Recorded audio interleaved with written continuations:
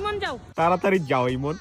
ইমন যা প্রপোজ করো। প্রপোজ কি আবার আইছো? এরা পুরো মুইসের নাগাল দেয়া যায়, এটার আবার প্রপোজ করা লাগবে? হ্যাঁ, রাতে কিছু নেই, খালি হাতে এসেছিস ফকিন্নি কোথাকার। না কই দাও। কিসের না করে দিবা আবার? একে তো এসেছি খালি হাতে, কানের বদমাশি করে থাপ্পড় মার। হ্যাঁ ইমন যাও গা। ও ব্যর্থ হইব। ছাগলের লাহান দেখতে মেয়ের পিছনে এত পোলা। ওকে ও রিজেক্ট করে দেওয়া হলো। সামাদ ভাই সরো। এখানে আসলে কি ঘটছে বুঝতে পারছি না। হ্যাঁ একটু একটাও। কাহিনী অদল বদল হলো কেন? ওই মেয়ে একটু আগে এই বালকটির সাথে ছিল। হ্যাঁ লাবণী যাও। আরো নায়ক নায়িকা আছে নাকি? এই কাইল্লা ছেড়ার পিছনে এত মেয়ে পাগল। বাহ কি লয়াল।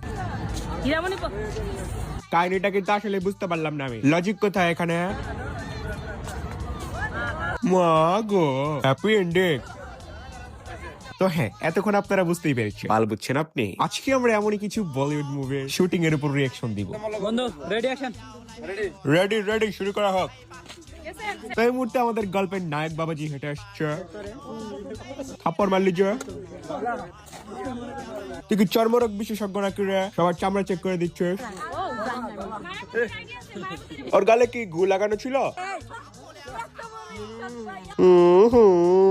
কাইল্লা নিজের চেহারা গায়ে নাই দেখ, এরকম বিচ্ছিরি হাসি কে দেয় রে?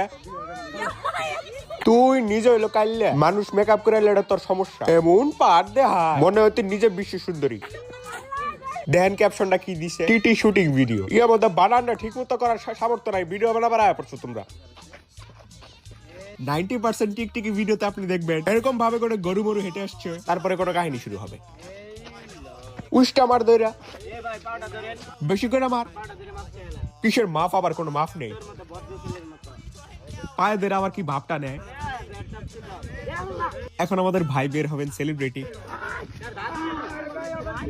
এই যে বলেছিলাম, এদের স্ক্রিপ্ট তো আমি জানি, এদের মাথা যে কোন পর্যন্ত চলতে পারে তাও আমি জানি। মোল্লারদর মসজিদ পর্যন্ত এখন মাথার ব্রেন এই পর্যন্তই। আর কিছু খুঁজেন বা না খুঁজেন, এদের ভিডিওতে কোনোদিন লজিক খুঁজেন না, না হলে পরে যে নিজেকে অশিক্ষিত মনে হবে। রিঅ্যাকশন দিতে হয় বলে এরকম ভিডিও আমাকে হাজার হাজার দেখতে হয় প্রতিদিন। এখন একবার আমার মানসিক স্বাস্থ্যের কথা চিন্তা করুন। যাই হোক, আজকের ভিডিও এই